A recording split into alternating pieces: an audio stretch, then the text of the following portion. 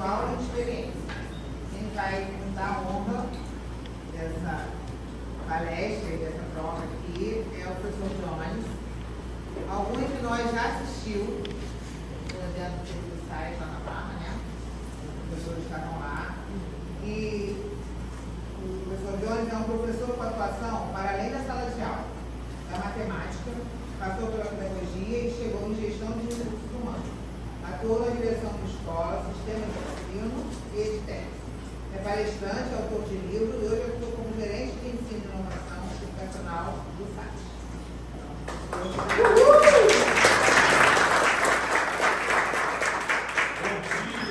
Bom dia!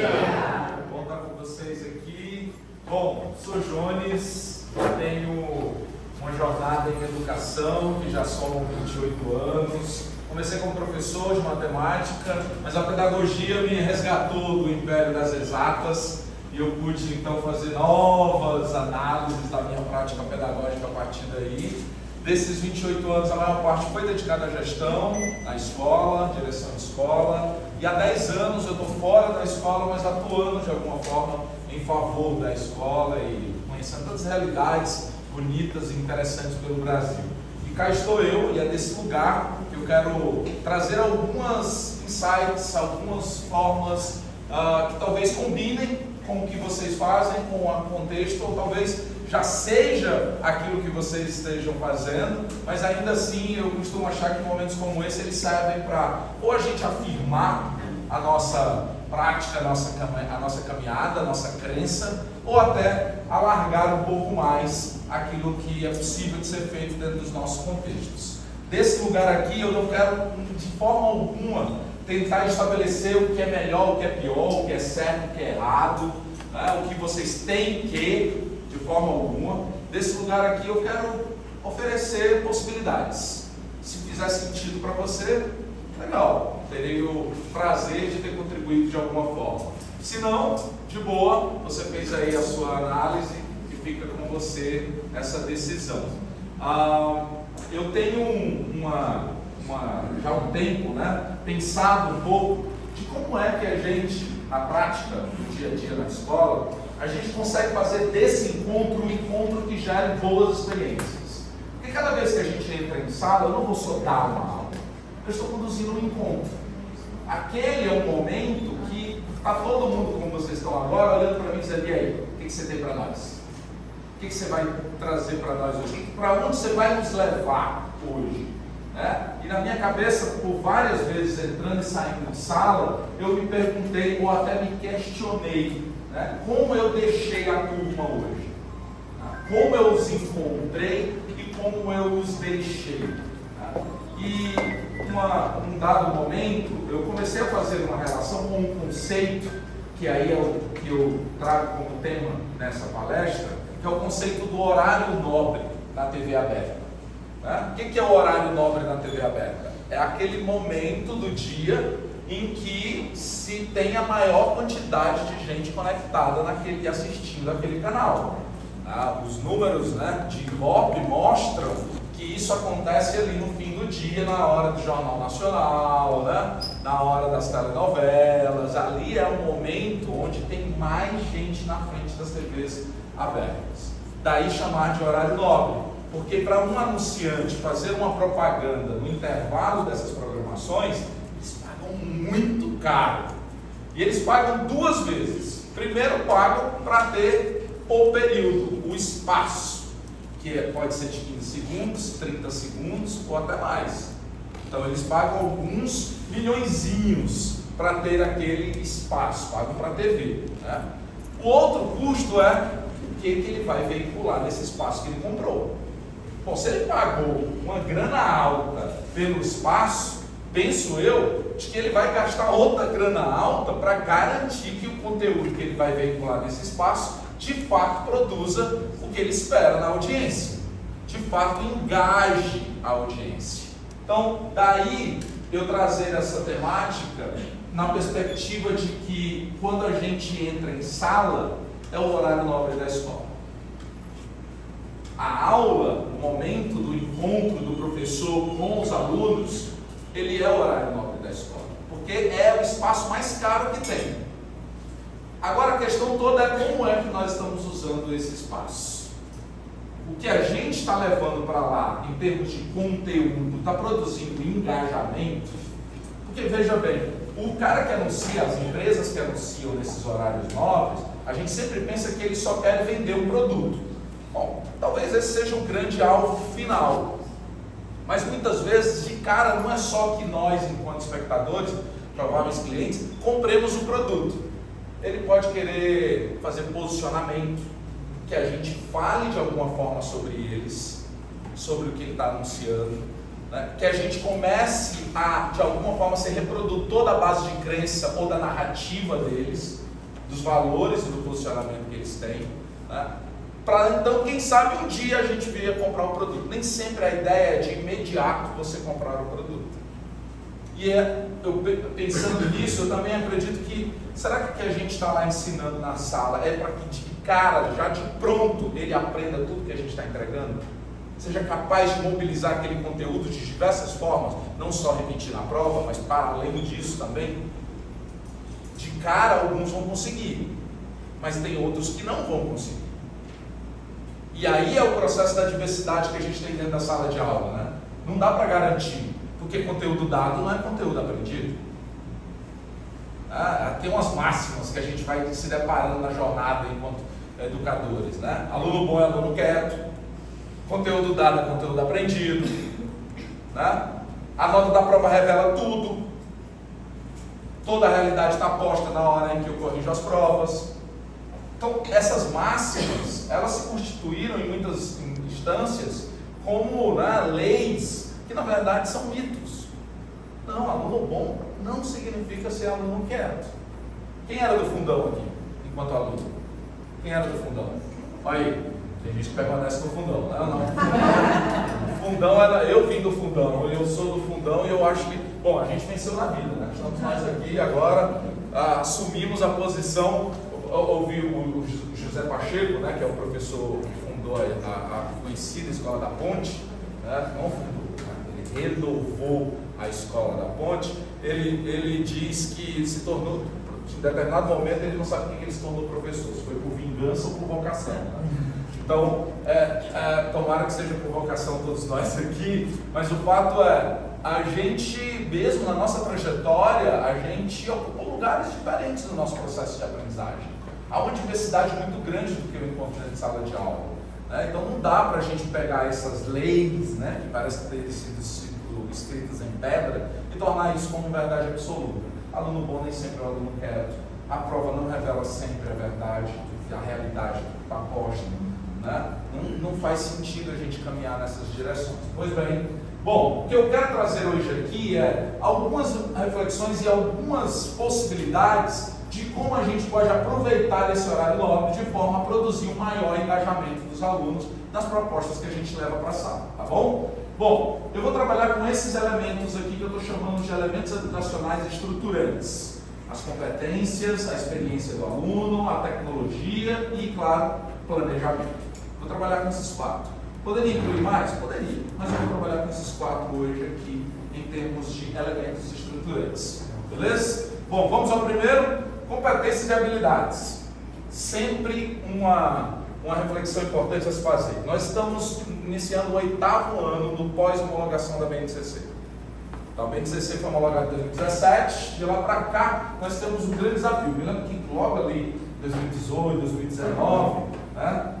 Não vou nem falar de 2020, porque aquilo tudo foi muito surreal que a gente viveu. Mas em 2018, 2019, nós tínhamos ali nas mãos um grande desafio. Sair do lugar de quem planeja e realiza aulas com base em conteúdos para o lugar de quem planeja e realiza a aula com base em competências e habilidades. Ou seja, de fato, instituir uma educação baseada em competência e habilidade. Só que a gente não fala sobre competência e habilidade por causa da BNCC. A gente fala disso há bastante tempo. Desde a LDB apontava para isso, referenciais teóricos da educação apontavam para isso, os parâmetros curriculares nacionais apontavam para isso. De alguma forma, a gente já meio que debatia, discutia sobre esse tipo de coisa.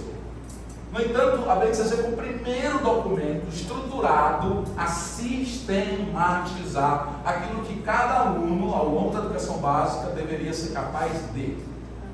Perceba que não é uma lista de conteúdos. Apesar de que quando a gente lê as habilidades, a gente logo vai correlacionando com conteúdos. Mas ela não é uma lista de conteúdos, tipo o índice do livro didático. Ela estabelece habilidades que o indivíduo tem que ser capaz de ter. Tanto que todo texto de habilidade começa com um tipo de palavra. Qual é? Qual é a palavra que tem lá? É um substantivo, é um adjetivo, é um verbo.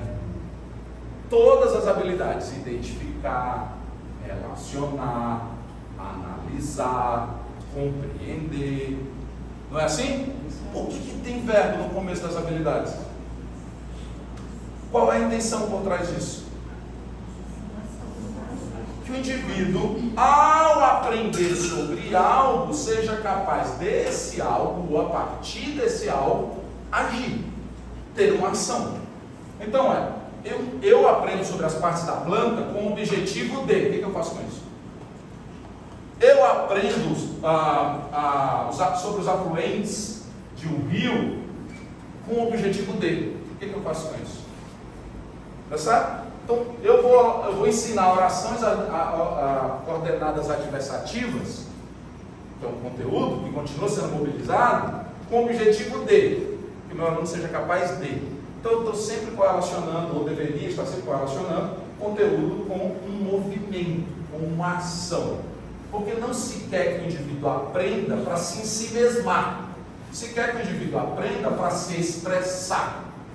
Então, a partir do conteúdo que eu mobilizo, eu espero larga e ansiosamente que meu aluno seja capaz de, a partir daquele conteúdo. Então, essa é a grande virada de chave que a BNCC nos convida a fazer, e já estamos há 8 anos nesse desafio. A grande questão é: nós viramos essa chave? De fato? Então, aqui é uma pergunta reflexiva, tá? Você não precisa responder. Mas vamos mergulhar aqui. Muito do que eu vou trazer, ele tem a ver não só com mensagem que eu vou estar transmitindo, mas também com o meio, com o formato. Formato e mensagem comunicam alguma coisa, tá? Meio e mensagem eles são importantes nesse processo de comunicação. E também na relação ensino-aprendizagem.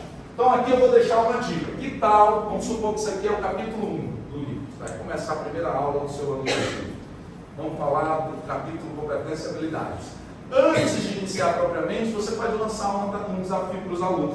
Vamos jogar, ou brincar, ou criar um mapa mental. Basicamente é um artifício, acho que você já deve ter usado isso de alguma forma. Basicamente é um artifício de fazer registros a partir dos destaques que cada um vê. Não é normativo.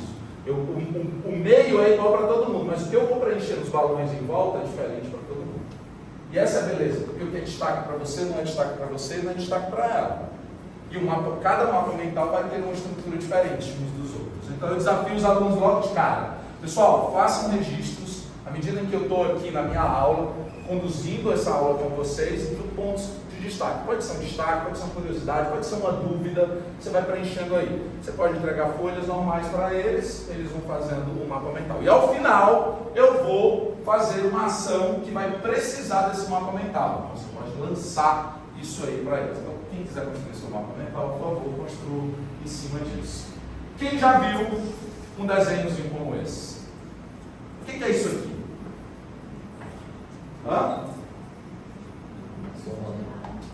São as 10 competências gerais da BNCC. Daqui emana tudo, é uma espécie de hub. Daqui emana as competências das áreas do conhecimento, as habilidades dos componentes curriculares, tudo emana daqui. Os campos de experiência da educação infantil, tudo emana daqui.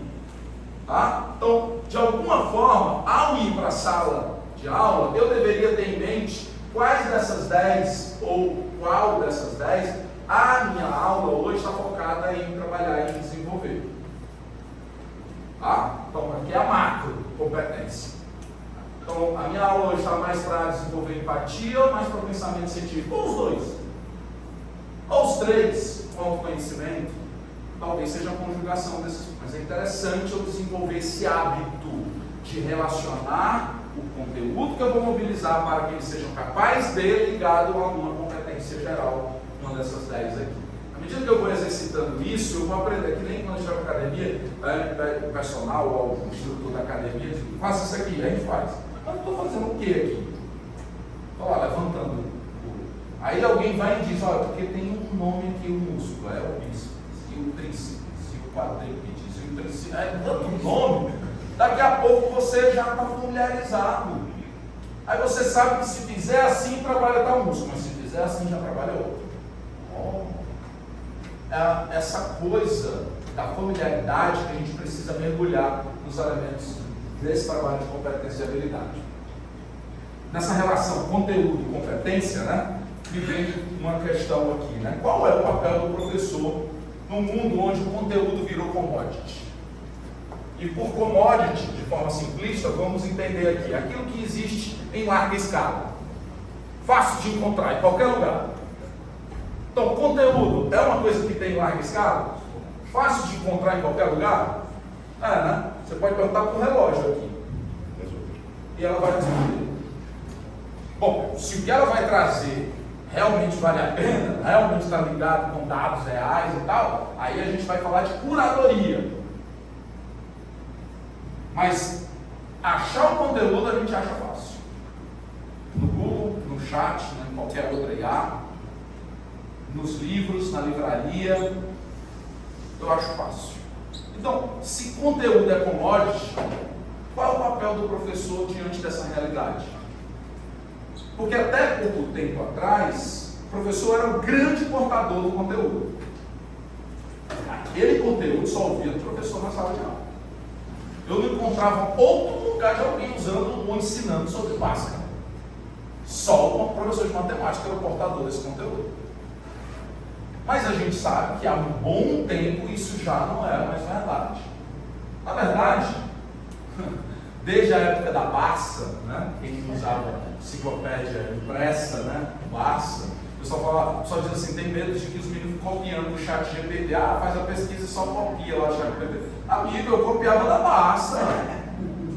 É sério que tu vai achar que o grande negócio hoje é o menino fazer uma pesquisa, fazer uma pergunta para o chat e ele copiar para levar para a tua sala? A gente copiava da Barça ou qualquer outra enciclopédia que os vendedores passavam vendendo na escola da sua casa. Percebe? Aí a gente fica preocupado.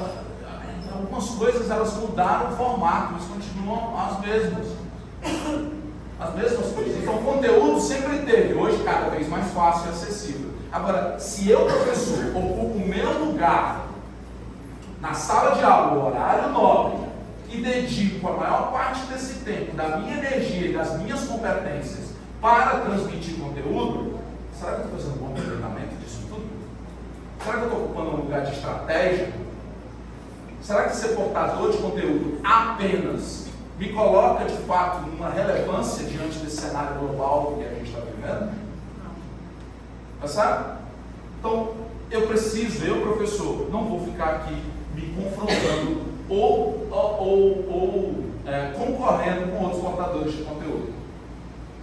Eu quero ocupar um outro lugar. Não quero mais ser o portador de conteúdo. Imagina essa cena. Um atleta de atletismo vai para o treino. Chega no treino e diz, treinador, o que eu faço hoje? O treinador diz, corre 1 hora. Aí ele corre. Volta e diz, treinador, concluí. O que eu faço agora? Corre mais outra hora. E assim vai, 3, 4, 5 horas. No final ele diz, treinador, já corri 5 horas. E agora ele pode ir para casa. Treino concluído. Imagina se esse cara vai chegar no dia da Olimpíada, a pergunta é, ele vai subir no pódio? Por que não? No dia da prova ele não tem que correr? Ele treinou corrida, logo ele está preparado para a prova, certo? Por que não? O que está faltando para ele?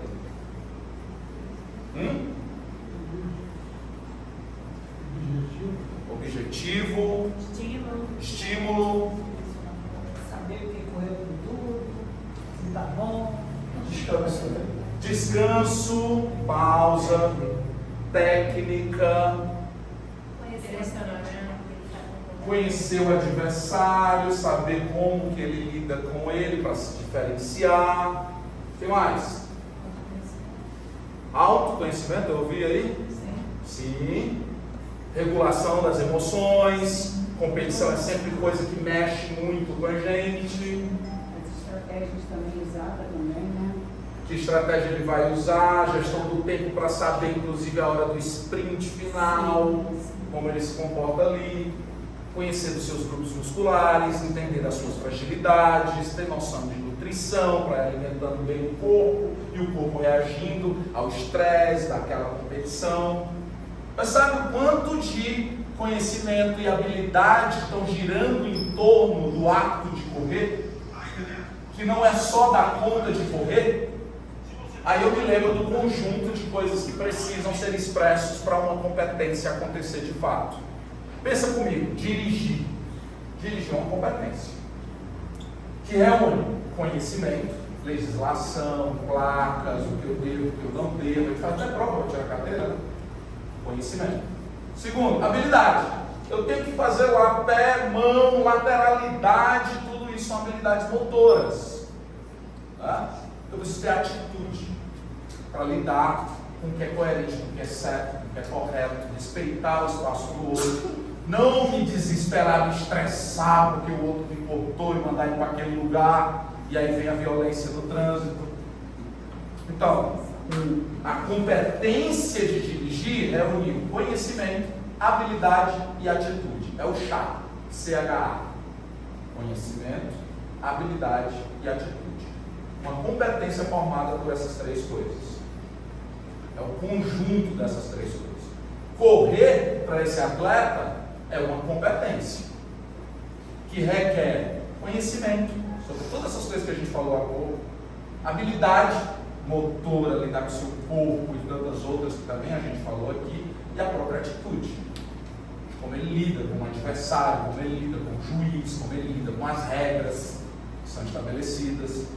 Sabe? Esse conjunto. Agora, não dá conta de esperar que o atleta só corra, só treine correndo, porque senão, às vezes eu penso que é isso que acontece no dia a dia da escola. A gente está mandando os meninos só correr, a gente está mandando os estudantes só correr. Quando a gente foca só no conteúdo, pelo conteúdo e nada mais, a gente está mandando eles só correrem. E eles não vão subir no pódio só correndo, como esse atleta, que a gente concluiu que não vai subir no pódio só correndo. Percebam que o conteúdo continua sendo interessante e necessário, mas ele é meio, não é fim. O fim é o desenvolvimento de competências e habilidades. Veja aqui essa relação de uma competência socioemocional com o desempenho acadêmico.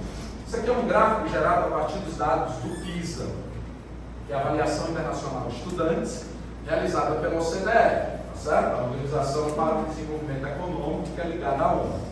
Vocês devem acompanhar, o PISA acontece a cada 3 anos. Ano passado, 25 foi ano de aplicação, né? Antes dessa, o ano anterior foi 22, e os dados que a gente tem até o momento são da aplicação de 22, que foram dados liberados em 24.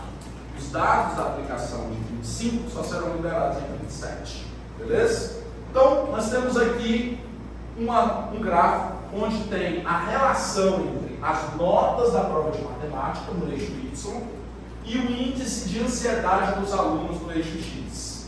Cada palavrinha dessa aqui é um dos países participantes, representa o grupo de alunos daquele país. O Brasil está bem aqui, nessa bolinha preta aqui. Ou seja, o Brasil está com um índice de matemática baixo, em torno ali dos 360 na nota, bem abaixo da média dos países participantes, a média está aqui, mas o índice de ansiedade dos nossos alunos, ó, lá no topo. O que se levanta é uma hipótese: se a gente conseguisse diminuir o índice de ansiedade, será que a nota subiria de matemática? Não, provável, né? Não dá para afirmar em todos os casos, mas há uma probabilidade. O que demonstra uma intrínseca relação entre competências emocionais e conhecimentos acadêmicos, desempenho acadêmico. Então, isso não dá para desplugar uma coisa da outra. Como se eu dissesse: ó, suas emoções, ninguém agora desliga suas emoções, por favor. Nós vamos trabalhar no intelecto de vocês. Dá para fazer isso aqui com vocês agora? Vocês têm um botão aí, vocês vão desligar? Não tem, porque ninguém deixa as emoções lá na recepção. Nem nós, nem os nossos alunos. Nós vamos para esse encontro, para o horário nobre, com tudo, porque nós somos seres integrais, nós estamos acontecendo o tempo todo. Quando eu estou lá dando a aula de equação de segundo grau, ajudando os alunos a encontrar o valor de x, naquele mesmo momento eles estão lidando com a raiva que enfrentaram o caminho da escola, com a frustração daquela semana, com a perda de alguém na família, com a separação dos pais. Eles estão lidando com tudo isso acontecendo enquanto eu e vocês estamos dando aula. E não dá para a gente simplesmente dizer que isso não é problema meu papel aqui é dar o conteúdo. Enquanto a gente continuar ocupando o lugar apenas do portador de conteúdo, eu não estou olhando de fato o que está acontecendo em volta. O Rubem Alves destaca a importância da caixa de brinquedos dentro do processo de desenvolvimento. Ele diz: tão importante quanto a caixa de ferramentas é nós usarmos a caixa de brinquedos, porque ela mobiliza as emoções, mobiliza as pessoas, o riso, o saber estar bem, o sentir-se bem. Na educação infantil a gente leva brincar muito a sério. Brincar é coisa séria aqui na educação infantil, é ou não é? A educação infantil, por exemplo, se preocupa tanto com isso que tem momentos destinados a isso, e muitas das atividades são entrecortadas pela brincadeira. E ainda tem uma outra coisa interessante da educação infantil, que é o tempo de centração. Tem atividade com mais de 20 minutos lá na educação infantil? Por que não pode ter atividade de 20, 30 minutos? Tempo de centração. Não dá conta? Aí virou adolescente. Agora dá conta, vou dar 1 hora de aula, 1 hora e meia, e eles estão grudados em mim.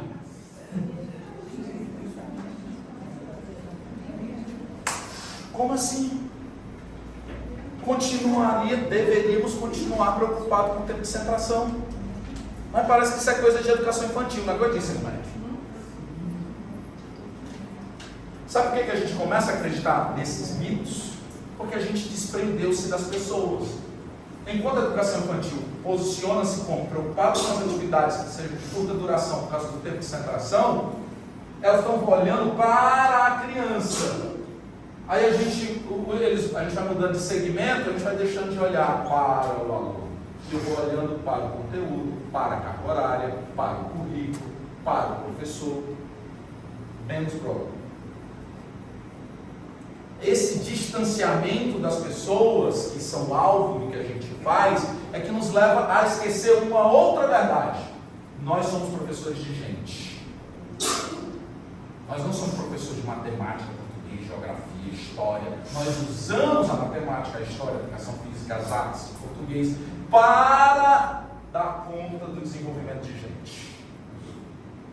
Eu escolhi a matemática, você escolheu o português, você escolheu a história. Mas juntos nós escolhemos ser professor de gente.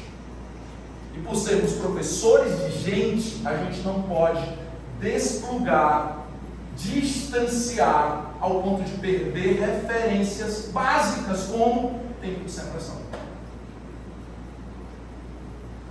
Tá certo?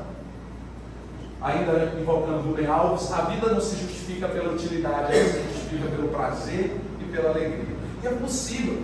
Aprender, às vezes, é árduo mesmo. Aprender tem que suar mesmo de vez em quando. Não é vamos romantizar, é sempre lindo e maravilhoso. Não é. Você lidar com a genética, você lidar com matrizes na matemática não é romântico. Mas em muitas instâncias pode sim ser prazeroso. Então não é sobre sempre ou jamais, né? Não é sobre todo mundo ou ninguém. A gente precisa sair dos extremos. Os educadores não deveriam andar nos extremos. A gente tem que andar fazendo zigue-zague, né? Lidando com uma teia. Vocês estão falando sobre essa coisa de causar, de tecelão há pouco aqui, né? Então é isso. Quando você forma lá um tecido o que é? É uma teia bem entrelaçada. Então é isso aqui que a gente deveria dar conta. E convidar, isso aqui eu trouxe para mostrar o quanto que às vezes o entorno também são portadores de conteúdo. Olha o ambiente. Por que eu tenho que ensinar ângulo só desenhando o quadro? Professor, por que é o ângulo reto? Vai aqui, ângulo reto. Então o ângulo reto só existe no quadro, quando o professor desenha, ou no livro, quando está lá também desenhado. Eu não encontro o ângulo reto em nenhum outro lugar mais. Então eu não consigo ir para o livro concreto. Não, o ângulo reto está aqui, ó.